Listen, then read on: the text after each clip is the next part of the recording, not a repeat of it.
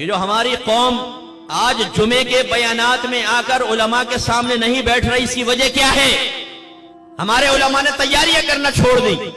बहुत ही कम आपको ऐसे आलिम मिलेंगे जो हर जुमे के बयान की तैयारी के लिए कुरान खोलें, तफसीर खोलें, हदीस खोलें, शरह खोलें, फिक़ही इबारात निकालें, अकाबरीन की तालीमात का निचोड़ निकालें, तब एक मुदल्लल बयान बनाकर पब्लिक के सामने पेश करें। क्या जरूरत है? तकरीरों की किताबें ले ली, एक आयत की तफसीर देखी, बस बयान कर देंगे, आधा घंटा तो निकालना है। अब तो फकीर के लिए आधा घंटा निकालना कोई प्रॉब्लम ही नहीं है। यूं बयान शुरू करता हूं, यूं खत्म कर देता हूं। 25-25 साल से कौम सामने बैठी हुई है, लोगों को एक मसला सीखने का मौका नहीं मिल रहा है। लड़के लड़कियां बाजी कर रहे हैं, जिना कर रहे हैं, हराम कर रहे हैं, लड़कियां लड़कों से दोस्तियां कर रही हैं, अपने माँ बाप की, अपने भाइयों की गर्दने शर्म से झुकाने के लिए गंदी हरकतें कर रही हैं। और यहां साहब बयान देखने पब्लिक कुछ चाह रही है, बयान इधर जा रहा है, पब्लिक की सोच इधर जा रही है।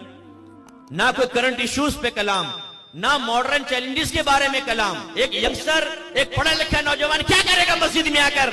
आपके सामने आधा घंटा बैठ के क्या करेगा? क्यों बैठे वो उस वक्त निकल कर आएगा जब आपके दूसरे खुतबे जुमे की अजान के लिए माइक में खड़खड़ खड़खड़ पैदा होती है ना। ये मखसूस और बड़ी महबूब सी आवाज नौजवानों ने यहां अपनी मेमोरी में फिट कर रखी है। ओ जुमे का टाइम हो गया, भाग के बस पहुंच जाते हैं। नमाज पढ़ी, फिर उसके बाद वो सुनन नवाफिल नहीं पढ़ते।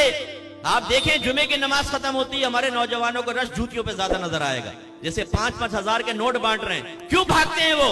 हमने बेजार किया है उन्हें, उलमा ने बेजार किया है, हमारे जुमे की नमाजें पढ़ाने वालों ने कौम को बेजार किया है दीन से। जब एक नौजवान की रिक्वायरमेंट ही पूरी नहीं होगी, वो क्यों आगे आके आपके सामने बैठेगा? हमने एक लिस्ट बनाई है कि आजकल नौजवानों के ये मसाइल हैं। मसाइल क्या हैं, इसके असबाब क्या हैं, इसका हल क्या है, हल पे इस्तिकामत कैसे मिलेगी, की है हमने तैयारी। क्यों आएगी कौम हमारे पास? फिर हमारा शिकवा, पता नहीं ये कौम आजकल उलमा को छोड़ चुकी है। अब देखो उलमा की कदर नहीं रही, कदर की नहीं जाती, कदर करवाई जाती है। आपने अपनी कदर करवाने के लिए क्या किया ये बताइए।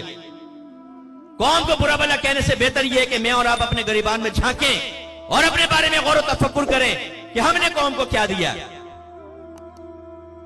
मैंने यूके में एक दफा वरासत के मसले बयान किए, जुमे का बयान था, मैंने वरासत के मसाइल बयान किए। एक शख्स मेरे पास आया, कहने लगा 63 साल हो गए, बूढ़े थे, 63 साल हो गए बयानात सुनते हुए, आज जिंदगी में पहली बार मिंबर से मैंने ये मसले सुने। ऐसी एक जगह मैंने तकदीर के मसाइल बयान किए, मसला तकदीर को बयान किया, उसकी अक़साम जिक्र की। एक 70 साल शख्स सामने कहेंगे, उस्ताद दाढ़ी सफेद हो गई, 70 साल मेरी उम्र है और आज पहली मर्तबा मुझे मसला तकदीर समझ में आया।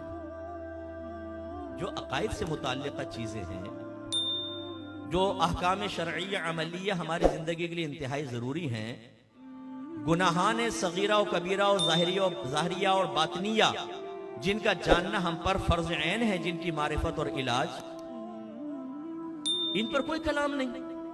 संजीदगी के साथ, इस्तिकामत के साथ, एक तरतीब के साथ, एक रोड मैप बनाकर, नो। सोशल मीडिया पे लोग बैठे हुए हैं, एक हाथ में कुरान, दूसरे हाथ में हदीस लेकर, बुखारी लेकर हमारी कौम के बच्चों को जहन खराब कर रहे हैं। लेकिन हैं हम ये जहन बनाएं यार इस चैलेंज का मैं मुकाबला करूंगा, नहीं, भाड़ में जाए। खाने पीने से फुर्सत मिले, दोस्तियां निभाने से फुर्सत मिले, बीवी बच्चों के लाड उठाने से फुर्सत मिले, तो नबी करीम के दीन को भी देख लिया जाएगा। लोग तबाह हो रहे, होने दो, हमें क्या जरूरत है। गलत। अगर हम साहिबे इल्म हजरात ही इन चीजों का रद्द नहीं करेंगे, अपनी कौम को इस लानत और इस खतरे से नहीं बचाएंगे, मैं यकीन से कहता हूं आपकी आने वाली नस्लें भी नहीं बचेंगी।